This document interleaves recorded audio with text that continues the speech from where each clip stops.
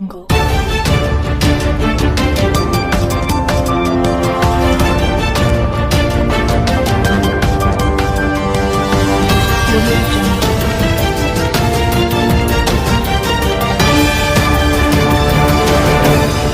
નમસ્કાર મિત્રો, હવામાન ગુજરાત યુટ્યુબ ચેનલમાં આપ સૌ મિત્રોનું સ્વાગત છે। આજે તારીખ 23 જુલાઈ 2023 આજના મહત્વના હવામાન સમાચાર જાણીશું, જેમાં ગુજરાતમાં ગઈકાલે પણ કેટલાક વિસ્તારોમાં અતિ ભારેથી પણ અતિ ભારે વરસાદ જળ હોનારત સર્જી હતી, જેમાં ખાસ કરીને જૂનાગઢમાં 3 કલાકમાં 15 થી 18 ઇંચ સુધીનો વરસાદના સમાચાર મળ્યા છે। તો ખાસ કરીને નવસારીમાં પણ 13 થી 14 ઇંચ જેટલો વરસાદ 2 કલાકમાં ખાબકી જતા પ્રત્યેક વિસ્તારોમાં જળબંબાકારની સ્થિતિ જોવા મળી હતી।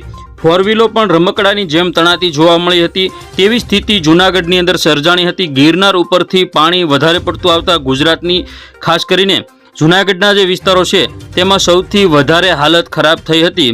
તો જોઈએ સંપૂર્ણ અપડેટ। આજે તેમજ આવતીકાલે કેટલાક વિસ્તારોમાં હજુ પણ ભારે વરસાદની સંભાવના રહેલી છે।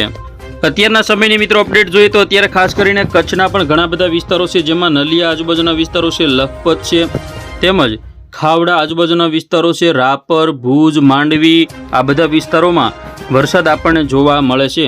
તો દ્વારકા આજુબાજુના વિસ્તારો, સલાયા, જામનગર, ભાણવડ, પોરબંદર, જૂનાગઢ પંથકના કેટલાક વિસ્તારો છે, જેમાં ખાસ કરીને કેશોદ, માંગરોળ, વેરાવળ, ધારી, સાવરકુંડલા, બગસરા તેમજ ઉના, કોડીનાર, તુલસીશ્યામ, રાજુલા, મહુવા આજુબાજુના વિસ્તારોમાં પણ અત્યારે વરસાદની શક્યતા ગણી શકાય।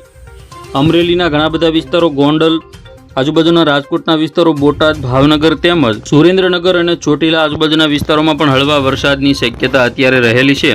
તો ખાસ કરીને ઉત્તર ગુજરાતના વિસ્તારોમાં પણ સિસ્ટમમાં વરસાદ બતાવે છે, પરંતુ ખરેખર વરસાદ પડતો નથી ઘણા બધા વિસ્તારોમાં।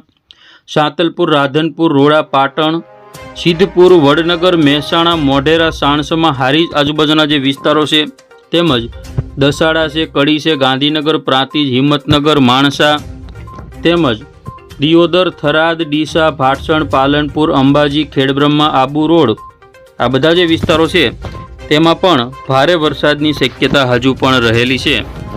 તો ખાસ કરીને દક્ષિણ ગુજરાતના પણ ઘણા બધા વિસ્તારો છે, જેમાં પણ હજુ વરસાદની સંભાવના રહેલી છે। હવે મિત્રો સાંજના સમયની અપડેટ જોઈએ તો સાંજના સમયે ખાસ કરીને જામનગર જિલ્લાના ઘણા બધા વિસ્તારો છે, મોરબી છે, સુરેન્દ્રનગર, બોટાદ, રાજકોટના તમામ ઘણા ખરા વિસ્તારો, ગોંડલ, ચોટીલા આજુબાજુ, સુરેન્દ્રનગર અને જસદણ આજુબાજુ વિસ્તારો, જૂનાગઢ, પોરબંદર, અમરેલી, ભાવનગરના પણ કેટલાક વિસ્તારો છે, દેવભૂમિ દ્વારકા છે, તેમજ જામનગર અને દક્ષિણ ગુજરાતમાં ભરૂચ, સુરત, તાપી, વલસાડ, નવસારી આજુબાજુના જે વિસ્તારો છે તેમાં અત્યારે વરસાદની શક્યતા સાંજના સમયે જોવા મળશે। તો ઉત્તર ગુજરાતમાં પાટણ, મહેસાણા, બનાસકાંઠા, સાબરકાંઠા અને અરવલ્લીના જે વિસ્તારો છે તેમાં સૌથી વધારે વરસાદ ખાસ કરીને ધાનેરા, આબુ રોડ, અંબાજી, પાલનપુર, ડીસા આજુબાજુ જોવા મળશે। તો ગુજરાતની અંદર અત્યારે જે સિસ્ટમ સક્રિય છે તે મોટામાં મોટો ટ્રફ ગુજરાત ઉપર બનેલો છે। તો આગામી સમયમાં હજુ પણ ગુજરાત ઉપર મોન્સૂન ટ્રફ સક્રિય રહેશે, જેના કારણે ગુજરાતમાં કેટલાક વિસ્તારોમાં હળવાથી મધ્યમથી ભારે વરસાદ કોઈ વિસ્તારોમાં ચાલુ રહી શકે છે। હવે જોઈએ આવતીકાલની અપડેટ। તો આવતીકાલે વહેલી સવારે એટલે કે 7 વાગ્યાના સમયગાળા દરમિયાન કચ્છના ઘણા ખરા વિસ્તારો છે, ખાવડા, નલિયા, ગાંધીધામ, ભુજ, માંડવી તેમજ દેવભૂમિ દ્વારકા, જામનગર, પોરબંદર, જૂનાગઢ, રાજકોટના વિસ્તારો અને ગીર સોમનાથ, અમરેલી, ભાવનગરના પણ કોઈ વિસ્તારો છે તેમાં પણ વરસાદ ચાલુ રહેશે। તો દક્ષિણ ગુજરાતમાં વડોદરા, ભરૂચ, સુરત, તાપી, વલસાડ, નવસારી અને ડાંગ આ જે બધા વિસ્તારો છે તેમાં પણ વરસાદની સંભાવના છે। હવે વાત કરીએ આવતીકાલે બપોર પછીના સમયે એટલે કે 3 વાગ્યાથી 6 વાગ્યાના સમયગાળા દરમિયાન અલંગ, તળાજા, મહુવા, જેસર, બગદાણા, ભાવનગર, પાલિતાણા, ગારિયાધાર, બોટાદ, જસદણ, અમરેલી, ગોંડલ, જૂનાગઢ, ગીર સોમનાથના વિસ્તારો તેમજ ભાણવડ આજુબાજુના કોઈ વિસ્તારો, જામનગર, મોરબી આજુબાજુના કોઈ વિસ્તારોમાં સાટાછૂટી તેમજ રાજકોટ અને સુરેન્દ્રનગર, મોરબી પંથકમાં હળવો વરસાદ પડી શકે। તો મધ્ય ગુજરાતની વાત કરવા જઈએ તો વિરમગામ છે, અમદાવાદ, ગાંધીનગર, કપડવંજ, નડિયાદ, ગોધરા, લુણાવાડા, દાહોદ આજુબાજુ પણ હળવા મધ્યમ વરસાદની સંભાવના છે। અમોદ, ભરૂચ, રાજપીપળા, સુરત તેમજ તાપી, વલસાડ, નવસારી અને ડાંગમાં પણ વરસાદ જોવા મળશે। તો આ રીતે સમગ્ર ગુજરાતમાં હજુ પણ વરસાદનો જે રાઉન્ડ છે તે ચાલુ રહેશે।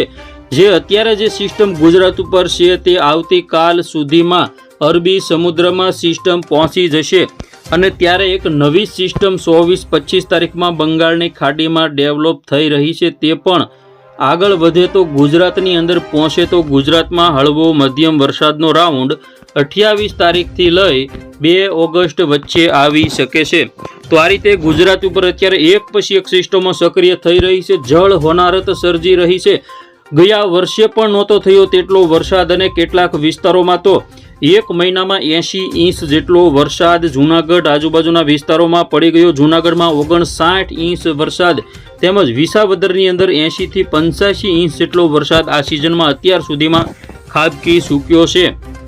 હવે જોઈએ આગામી 10 દિવસમાં કયા વિસ્તારમાં સૌથી વધુ વરસાદ પડશે તો સુરતમાં 4, વલસાડમાં 5.5 ઇંચ જેટલો તેમજ સૌરાષ્ટ્રમાં જૂનાગઢ આજુબાજુ 2 થી 3 ઇંચ, કચ્છના વિસ્તારો જોઈએ તો 2 ઇંચ, ઉત્તર ગુજરાતમાં 2 થી 2.5 ઇંચ, અમદાવાદમાં 1.5 ઇંચ વરસાદ પડવાની શક્યતા છે। એટલે કે હવે વરસાદનું જોર ઘટશે, પરંતુ દક્ષિણ ગુજરાત અને દક્ષિણ સૌરાષ્ટ્રના જે વિસ્તારો છે આજુબાજુના અને પશ્ચિમ સૌરાષ્ટ્રના કેટલાક વિસ્તારો અને ઉત્તર ગુજરાતના થોડા ઘણા વિસ્તારોમાં ડેઇલી થોડો ઘણો વરસાદ જોવા મળી શકે। તો ફરી વખત મળીશું નવી અપડેટમાં નવા જ વિડીયો સાથે। જોતા રહેજો હવામાન ગુજરાત।